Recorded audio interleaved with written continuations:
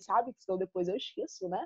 Então, para não correr esse risco, deixa eu colocar aqui já para gravar, para que nós possamos começar a nossa aula. Então, quem não pegou o livro, pega aí o seu livro, ok? O livro 3, esse aqui bonitinho. Agora eu tenho um livro novo, tá, gente? Porque eu fui lá na escola e eu peguei os meus livros, finalmente. Então, nós vamos começar a partir do capítulo 11, ok? Hoje, eu só não vou compartilhar minha tela com vocês, mostrando o livro, como eu tenho feito nas últimas aulas, porque hoje eu percebi que a internet, pelo menos a minha aqui, está oscilando um pouco. Pode ser porque está ventando e tal. Então, assim, eu não quero correr o risco de abrir o livro aqui no computador e aí, de repente, a nossa aula travar toda, ou enfim, cair aqui a transmissão. Então, para não correr esse risco, eu estou aqui com o nosso livrinho e aí vocês vão acompanhar no livro de vocês. Ok? Turma, deixa eu perguntar a vocês. Vocês têm acompanhado aí no jornal, nos jornais, né, na televisão e tudo mais, ou pelo menos ouviram falar de um processo de queimadas que está acontecendo no Pantanal? Alguém chegou a ouvir alguma coisa do tipo? Ver alguma Não, reportagem? Não? Tranquilo, não tem problema. não. Por que eu perguntei isso a vocês? Só para situar. Agora eu vou tentar aqui bem rápido compartilhar a tela, só para mostrar uma reportagem a vocês, que se vocês jogarem no Google aí, queimadas no Pantanal, vocês vão ver várias reportagens, inclusive essa aqui, do jornal chamado É o País. Esse jornal ele é bem conhecidinho. Onde fala assim, o Pantanal queima e aumenta a pressão sobre a gestão ambiental no Brasil. E aí vem uma reportagem bem extensa, bem completinha. Depois, se vocês tiverem interesse, eu posso até enviar o link para vocês, mostrando o que está acontecendo no Pantanal desde já de alguns meses, tá? Na verdade, em julho, esse processo de queimadas no Pantanal se intensificou. Então, praticamente todo dia, quando você vê o jornal, vai ter lá uma notícia sobre as queimadas do Pantanal. Tá? Então, tem algumas imagens aqui e tudo mais. Por que eu estou mostrando isso para vocês? Deixa eu voltar aqui para a tela, só um minutinho. Para travar tudo. O Miguel falou que viu no Twitter. Pois é, eu também acompanho algumas coisas pelo Twitter, Miguel, principalmente pessoas que moram na região ali do Mato Grosso do Sul. Só para vocês terem uma ideia, turma, do que está acontecendo, é o seguinte: o Pantanal, que é um dos biomas encontrados na região centro-oeste, que é a região que nós vamos dar continuidade aos nossos estudos hoje, vem sofrendo um intenso processo de queimada. E eu já vou te adiantar o porquê está acontecendo queimadas no Pantanal justamente nesse período do ano. Grande parte do Brasil, inclusive essa área do Pantanal, acontece a seguinte coisa, a seguinte organização climática. Os verões são chuvosos e os invernos são secos.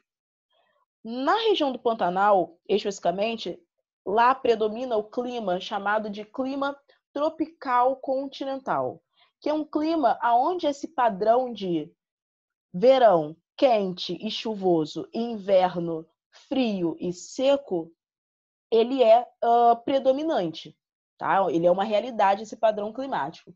Então, o que acontece no verão, na região do Pantanal, dessa área onde tem esse bioma conhecido como Pantanal, no verão fica alagado essa área, tá? E não pense que o fato de estar alagado é algo ruim, não, tá? O fato de, no verão, o Pantanal estar alagado é ótimo para o desenvolvimento de algumas espécies. Depois nós vamos voltar a falar sobre isso. Mas, por outro lado, no inverno, onde as chuvas são raras, ou seja, o clima fica muito seco, isso é muito arriscado. Por quê? Com a vegetação e o clima, né, estando muito secos, isso contribui para os fenômenos das queimadas. Por isso que agora, nesse período aí, do chamado período de inverno no Brasil, lá no Pantanal está tendo esse fenômeno das queimadas. Então aí está tendo investigações, né, para entender a origem dessas queimadas. E aí algumas pessoas, alguns especialistas estão apontando que as queimadas têm a ver com a ação humana. Mas até então não tem nada comprovado ainda, mas há uma suspeita de que possa ter a ver com uma ação humana. Não que alguém propositalmente possa ter queimado, né? Isso também é uma possibilidade. Mas há possibilidade também de ter sido algo não intencional, digamos assim, tá? Por quê? aquela área do Pantanal, nesse período do inverno, é utilizada como área de pastoreio, ou seja, uma área para criar gado. Então, algumas pessoas apontam que grandes criadores de animais, né, pessoas que criam boi, vaca e por aí vai, colocaram fogo naquela área para ter mais espaço para criar os seus gados. Então, há também essa suspeita. Então, assim, tudo isso é para que vocês percebam que o que nós estamos estudando aqui, né, sobre as regiões brasileiras, apesar de, às vezes, ser muito... Ai, Hanna, parece decoreba, falar sobre clima, vegetação, ai, tô cansada já. Mas para que vocês entendam a relevância desses assuntos, né, para que vocês percebam que o que nós estamos estudando sobre as regiões brasileiras, elas são algo importante para nós entendermos processos que acontecem atualmente, como é o que está acontecendo atualmente no Pantanal com essas queimadas, ok? O Léo falou aqui, tia, essa queimada é gerada por ação humana? Então, Léo, tem a condição natural, então naturalmente no inverno já é uma época muito seca, então a vegetação muito seca, ela pega fogo muito mais fácil, mas também há esse lado da ação humana em que se suspeita que algumas pessoas possam estar colocando fogo naquela área para ter mais espaço para criar os seus animais. Mas há também uma outra hipótese que possa ter acontecido de forma natural. A própria natureza, por alguma fagulha, né, algum fogo inicial que possa ter atingido essa vegetação, e aí os ventos foram espalhando esse fogo. Então, até então, não há nenhuma comprovação de fato qual foi a causa dessas queimadas. Mas há uma possibilidade de ação humana aí ter causado esse grave problema. É isso. Tá? Alguém ia falar comigo, eu escutei aqui. Eu. Oi, Maria. E, tipo, outras estações do ano, tipo, primavera e outono, é pelas Hum. características, tipo, outono, vento, aí é frio? Na verdade, boa sua pergunta, Maria. Na verdade, na primavera, acontece mais ou menos o que acontece no verão. Então, na primavera, basicamente, também fica muito quente e chuvoso. E no outono, acontece basicamente o que acontece também no inverno, que é esse período de frio, né? E seca, tá? Então, a primavera acontece mais ou menos o que acontece no verão. E no outono acontece o que já está acontecendo no inverno, tá? Tá, obrigada, professora. Nada, que isso. Então, turma, vamos começar do começo, né? Eu quis dar esse pontapé inicial, trazendo algo da atualidade, o que está acontecendo nessa região, para que nós pudéssemos dar continuidade aqui nos nossos estudos. Se vocês estão aí com o livro de vocês em mãos, abra na página 4 do livro de vocês, que é a página inicial desse capítulo 11, e aonde diz o seguinte: todos sabem, tô lendo na página 4, tá? Aqui, ó, turma. Aqui que eu tô. Tá? Para vocês acompanharem comigo. Tá. Diz assim: todos sabem que a natureza do Brasil é diversa e exuberante. Contudo, poucas são as pessoas que conhecem bem essa natureza, identificando suas características, seus potenciais de exploração e suas fragilidades. A região Centro-Oeste, localizada na parte central do Brasil, é uma das áreas de desenvolvimento recente do país, com uma natureza bastante característica, de fundamental importância para outras regiões brasileiras e também de grande potencial econômico que vem sendo explorado de forma mais intensa. Você já visitou a região Centro-Oeste ou vive nela? O que sabe sobre os aspectos naturais, econômicos e ambientais dessa parte do país? E sobre essas características, é sobre essas características que você aprenderá a seguir. Então, o início desse capítulo ainda até mostra aqui uma imagem, né, que exemplifica a variedade de formas do relevo existentes ali na região centro-oeste. E na página seguinte, na página 5, ele começa a falar sobre duas características importantíssimas do centro-oeste, que é o relevo e a hidrografia. Turma, não sei se vocês repararam, mas até quando nós estudamos região nordeste, região sudeste, sempre quando nós estudamos relevo, logo imediatamente nós estudamos também hidrografia. Ou então o inverso. Quando nós estudamos hidrografia, logo imediatamente nós estudamos relevo. Por quê? É impossível você entender relevo e abandonar o entendimento da hidrografia, né? Abandonar o entendimento sobre a presença ou a relação dos rios com esse relevo. Por quê? Por exemplo, ano passado, quando nós estudávamos, ano passado já, né, muito tempo atrás, né? Passou rápido. Nós estudávamos, não sei se vocês lembram, mas nós falávamos sobre os tipos de rio, lá no 6º ano. Sobre os tipos de rio, eu lembro que eu falava assim para vocês, turma, existem os rios, eles podem ser classificados de diversas formas. Dentre essas classificações dos rios, nós podemos falar em rios de planaltos e rios de planície. Não sei se vocês se recordam disso. Mas, basicamente, os rios de planalto são basicamente rios de áreas elevadas, que são muito utilizados para gerar energia hidrelétrica. Porque, como assim? Gerar energia através dos rios de planalto? Não estou entendendo. Calma que eu te explico. Rios de planalto normalmente são rios que têm queda d'água. Então, quando você quer gerar energia hidrelétrica, que é energia gerada a partir da força da água dos rios, você faz o quê? Você instala a sua usina hidrelétrica nessas áreas de queda d'água. Por quê? Quando tem essa queda d'água, essa queda, ela gera uma energia cinética. Essa energia cinética ela é transformada em energia elétrica, por uma série de processos. Já os rios de planície, ou seja, rios de áreas mais planas, áreas mais baixas do relevo, são rios ideais para a navegação. Porque imagina, né? Você colocar um barquinho em um rio que tem queda d'água. Olha o perigo. Não tem como, né? Então, o ideal é você utilizar os rios de planície para a navegação e os rios de planalto para a produção de energia hidrelétrica. Então, olha como os rios, ou seja, a hidrografia, tem relação com o relevo, né? Rios de planalto são rios que estão em áreas mais elevadas. Rios de planície são rios que estão em áreas mais planas, mais baixas. Então, entender relevo, quando você entende o relevo, é como se fosse uma consequência você entender a questão hidrográfica.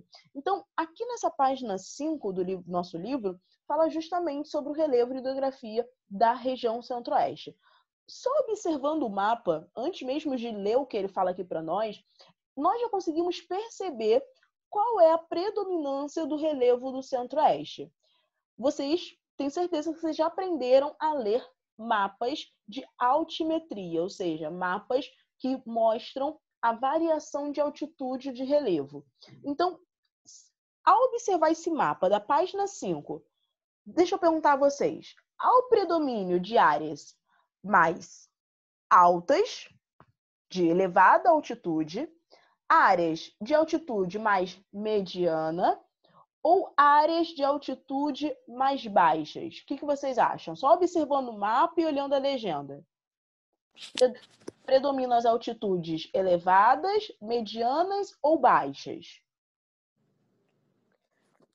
Medianas, tem muito amarelo. Perfeito, Maria. Medianas. Perfeito, Rian, Miguel. De repente você fala assim, Hanna, não entendi. Como assim a gente percebe que estão predominando as altitudes medianas? Pelo seguinte, se você observa a legenda, né, porque é assim que nós lemos os mapas de altimetria, observando primeiro as legendas. Quando ele mostra aqui a corzinha marrom, ele está indicando que as áreas que estiverem pintadinhas de marrom, elas têm uma altitude que já ali em torno de 1.200 metros de altitude. E aí, conforme vai variando as cores, também vai variando as altitudes. E aí, a Maria falou, Hanna, está predominando aí o amarelo. E os meninos, o Rian, o Miguel, também indicaram, então, que está predominando as altitudes medianas. Por quê? O amarelo ele está bem no meio dessa escala aqui que ele dá de cores. Está entre o laranja e marrom e entre o verde clarinho e o verde escuro. Então está bem ali no meio. Isso nos indica que a altitude do centro-oeste, predominantemente, ela é composta por relevos que estão ali em torno de 500 metros. Ok? E para além dessa corzinha amarela, nós percebemos algumas áreas verdes, né? Ali justamente aqui na planície do Pantanal, que nós comentamos logo no início da aula, e tem aqui na parte mais ao leste, tem uma área aqui em laranja, né? No estado de Goiás, que aí tem uma altitude mais elevada. Então, só isso nós já conseguimos perceber a partir dessa leitura do mapa, ok? Então, nós já entendemos ali um pouco do relevo.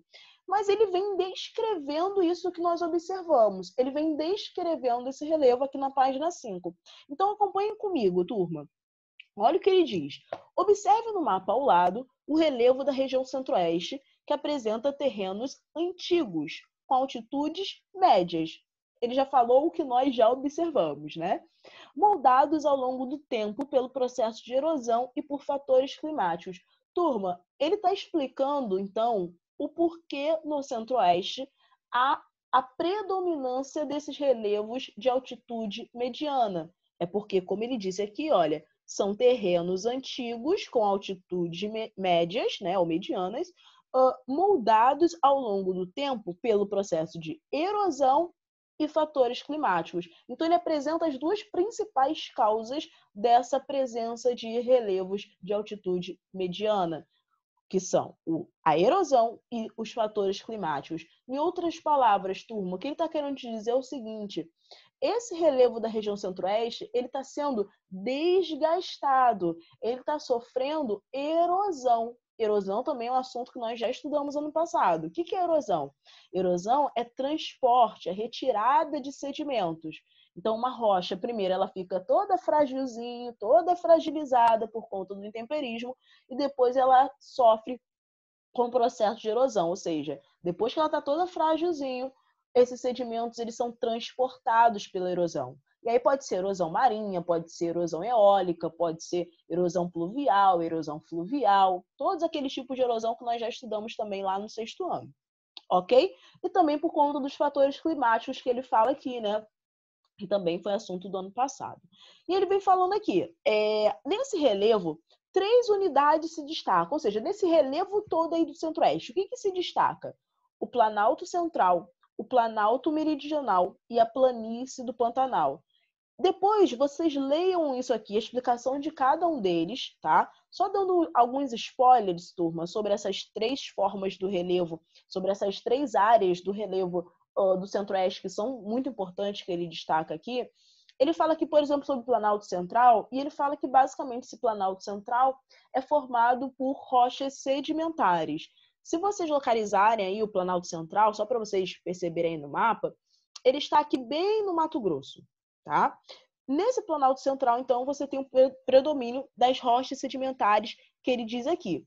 E aí, que estruturas, né? Que serras, que montanhas formam esse Planalto Central? Aí ele fala aqui, olha, entre as principais chapadas e serras do Planalto Central estão a Chapada dos Parecis, a Serra do Caiapó e a do Roncador. Tá? Então, Planalto Central é uma grande área, um grande terreno elevado.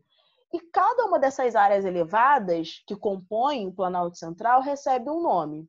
Dentre as principais áreas, né, elevadas desse Planalto Central, então ele destaca a Chapada dos Parecis, a Serra do Caiapó e a do Roncador, ok? Do Planalto Meridional, aí peço também que vocês venham localizar o Planalto Meridional, ele está aqui na costa leste do estado do Mato Grosso do Sul. Esse Planalto Meridional, ele também fala que há predominância de rochas sedimentares. Só para vocês lembrarem, gente, rochas sedimentares é o que nós estudamos quando nós falávamos sobre o ciclo das rochas. Como assim rocha sedimentar? Rocha sedimentar é um tipo de rocha formada por sedimentos de outras rochas, ok? Eu estou na página 5, Rian. Página 5, nessa parte aqui onde ele fala o Planalto Meridional, tá? E aí? Aí agora eu estou explicando o que são as rochas sedimentares. Então, as rochas sedimentares foi um assunto que nós vimos ano passado também, e que nós lembramos, acredito eu, todos nós lembramos, que as rochas sedimentares são aquelas formadas por pedaços, sedimentos de outras rochas, ok? Então, as rochas elas não sofrem temperismo e erosão, e aí dá origem à rocha sedimentar, ok? E sobre esse Planalto Meridional, ele traz uma informação bem importante. Esse Planalto Meridional, que fica aqui na costa leste, digamos assim, do Mato Grosso do Sul, nós temos a predominância de um solo conhecido como terra roxa, que vocês também já conhecem. Eu já contei essa história que terra roxa, que na verdade não é roxa, é vermelha, porque a história é que os italianos chamavam de terra rossa, que para eles significa vermelho, Só que nós brasileiros, ouvindo aquilo, ouvimos e traduzimos como terra roxa. Só que, na verdade, estavam falando terra vermelha. É uma loucura. E o que tem essa terra roxa? Essa terra roxa, ela é formada a partir da decomposição de uma rocha chamada basalto. Basalto é uma rocha do tipo ígnea, que quando ela sofre intemperismo e erosão, ela pode originar esse tipo de solo conhecido como terra roxa, que é um solo muito fértil, que além de ser encontrado nessa área do Planalto Meridional, é encontrado também no norte do Paraná, tá bom? Então, é uma área bem importante, é um solo, melhor dizendo, muito importante para o Brasil, porque é um solo muito fértil, beleza? E por último, ele fala aqui sobre a planície do Pantanal, que é o que eu já estava falando com vocês, né? Se vocês observarem, turma, olhem aí o mapa. Localizem a planície do Pantanal. Eu espero vocês olharem aí e localizarem a planície do Pantanal. Achou? Achei, tia. Perfeito. Tá em cima do GPS. Olha só, olha que interessante. Com que cor a planície do Pantanal está pintada aí? Verde claro. Um verde claro. Verde claro, segundo a legenda que esse mapa nos dá, é uma área de altitude o quê? Baixa, alta, mediana? É o quê? Baixa. Baixa. Perfeito. Guarda essa informação. Então, Planalto, a planície do Pantanal é uma área de relevo baixo. Ok. E em volta dessa planície, o relevo tem uma altitude alta, baixa ou mediana? Mediana. Mediana. Em outras palavras, turma, o que vocês trouxeram para mim foi o seguinte: a planície do Pantanal está numa área mais baixa e o relevo do entorno é mediano, então está um pouco mais elevada do que a planície do Pantanal. Então, o que acontece, turma, é como se a planície do Pantanal fosse uma grande bacia, tá? Deixa eu pegar aqui. Imagina o seguinte, eu tô aqui com a tampinha do meu copinho dobrável. Imagine que a planície do Pantanal é essa área aqui, mais baixa, tá? A parte de dentro. E no entorno, as áreas são mais elevadas. Então, imagina, quando chove, o que acontece? O que deve acontecer? O copo abre. Oi? O copo é enchido. O copo enche. Vai ficar cheio justamente na área da planície do Pantanal. Por isso que a planície do Pantanal, ela é considerada a maior área inundável do planeta, turma. É uma área, a maior planície inundável do planeta. A Unesco, ela considera o Pantanal como um patrimônio natural mundial. Só para vocês terem uma ideia, o Pantanal ele tem algo em torno de 250 quilômetros quadrados, se eu não me engano. E nessa área nós temos diversas espécies de animais. Tem uma ave conhecida como tuiuiu. Depois vocês joguem no Google para vocês verem a imagem. É uma ave lindíssima, que do pescoço até o bico ela é negra, sem preto, super escura. E o resto do corpo dessa ave é todo branco. E aqui no pescoço ela tem uma faixa vermelha. É uma ave lindíssima. É no Pantanal que nós encontramos onças pintadas. É no Pantanal que nós encontramos a arara azul. E, infelizmente, por conta desse processo de queimadas que está acontecendo atualmente, muitos desses animais eles têm morrido queimados. É algo, assim, chocante, né? Na internet tem algumas imagens que eu, particularmente, nem gosto de ver. Mas é algo que está acontecendo, infelizmente, atualmente nessa área da planície do Pantanal. Só para nós darmos continuidade e depois falarmos sobre o Pantanal em si, na página 6 do livro de vocês, vem falando sobre os rios em si, né?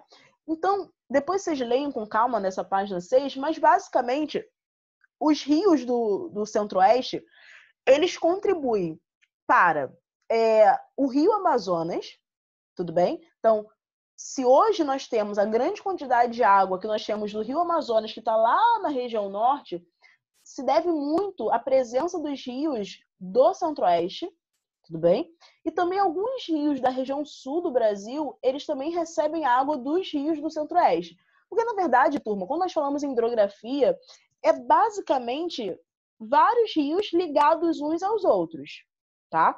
Então, um rio que, por exemplo, nasce no centro-oeste, ele consegue se ligar a um outro rio da região norte, a um rio da região sul, tudo bem? Por isso que eu falei que alguns rios do centro-oeste, eles contribuem para a quantidade de água que tem no Rio Amazonas, assim como contribui para rios da região sul do nosso país, tá? Então, na página 6 vem falando um pouquinho sobre isso, aí destaca aqui quais são os principais rios e por aí vai. Eu estou acelerando um pouco essa parte dos rios para conseguir ler esse texto aqui da página 7 com vocês, que fala justamente sobre o Pantanal e explica o porquê o nome desse nome, tá? Pantanal. Então, acompanhem comigo na página 7 esse textinho, onde diz assim, olha, Pantanal, terra das águas. Aí, olha que lindo. Nessa imagem do texto, mostra aí o tuiuiu, essa ave que eu falei com vocês. Tuiuiu é a ave símbolo do Pantanal. Então diz assim, olha, Pantanal, terra das águas. Uma das maiores planícies do mundo não é um pântano, mas um ecossistema único, pelo tamanho, pela diversidade de suas formas de vida e pelo lugar onde fica. Gente, só uma observação, tá? O Pantanal, ele não é encontrado apenas no Brasil, não. O Pantanal é encontrado também no Paraguai e na Bolívia, que são dois países que estão ali coladinhos com essa região centro-oeste do Brasil. Então, o Pantanal ele pega grande parte aqui do Brasil, né, principalmente Mato Grosso e Mato Grosso do Sul, mas ele se estende a Paraguai e Bolívia. Mas a maior parte do Pantanal está assim no Brasil. E ele continua dizendo o seguinte: há pelo menos 30 milênios, um mar de água se eleva lentamente, invadindo toda a planície do centro da América do Sul. As dimensões dessa inundação são colossais. Aos poucos, 2/3 dos 150 mil quilômetros quadrados do território ficou encharcados. Uma área igual à do estado de Santa Catarina fica embaixo d'água. Se isso acontecesse no sul do país, seria uma tragédia de proporções, inimagináveis. Mas no Pantanal, encravado entre o Mato Grosso e o Mato Grosso do Sul, a chegada das águas significa renovação. Sem as enchentes, a região seria um deserto. Por causa delas, ali se encontra uma das mais deslumbrantes paisagens das Américas. Turma, quando ele fala que se não houvessem as enchentes, a região do Pantanal seria um deserto, é pela seguinte razão. A região do Pantanal, ela está bem afastada do Oceano Atlântico, ou seja, bem afastado do litoral. Então, naturalmente, aquela região teria pouquíssima umidade, ou seja, seria uma região muito seca. Se a altitude daquele relevo ali da planície do Pantanal não fosse uma planície, fosse um planalto, por exemplo, não ia sofrer alagamento e estaria distante do Oceano Atlântico, ou seja, seria uma região super seca, ou seja, uma área desértica praticamente. Por isso que ele fala que o fato de ser uma planície, ou seja, pelo fato de ser uma área mais rebaixada do relevo, isso é fundamental, porque esse processo de alagamento, né, dessa região funciona como uma renovação. Essa umidade permite, por exemplo, que o solo ele receba essa água e, consequentemente, receba também, por exemplo, nutrientes. Permite, por exemplo, o desenvolvimento de algumas espécies, porque dificilmente alguma espécie conseguiria se desenvolver sem a presença de água. Só você lembrar aí das áreas desérticas. No deserto, você consegue imaginar muitas árvores, muitos animais vivendo? Não, né? Porque sem a presença de água, a natureza, né, seja a vegetação, seja seres humanos, seja animais. Pois é, assim, sem água nós não conseguimos viver. Essa é a realidade. Então, se o Pantanal não fosse rebaixado, ia ser certamente uma área desértica, ok? Por isso que ele fala que chamar aquela área de pântano, que é da onde vem esse nome Pantanal, na verdade até é um pouco errado, porque não é um pântano.